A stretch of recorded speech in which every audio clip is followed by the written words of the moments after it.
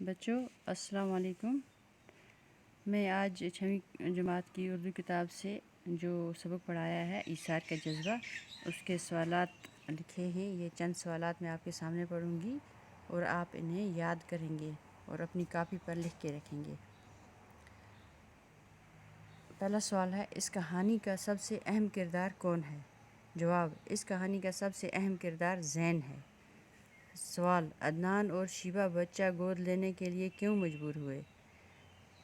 جواب، شادی کے بہت سال بعد بھی اس کی بیوی شیبہ کی گود سونی تھی۔ اولاد کی حسرت نے انہیں اس بات کے لیے مجبور کیا کہ بچہ گود لیں۔ سوال، گود لیے گئے بچے کا نام بتائیے۔ جواب، گود لیے گئے بچے کا نام زین تھا۔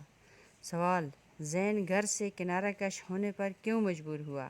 جواب، اس نے ایک دن یہ بات سن لی کہ وہ عدنان اور شیبہ کا اپنا بیٹا نہیں ہے، اور ماں اور بھائیوں کے برتاؤ نے آخر اسے گھر سے کنارہ کش ہونے پر مجبور کر دیا۔ سوال، بچے جننے کے بعد شیبہ میں کیا تبدیلی رونما ہوئی؟ جواب، بچے جننے کے بعد شیبہ اپنے ہی بچوں کی طرف زیادہ توجہ دیتی تھی۔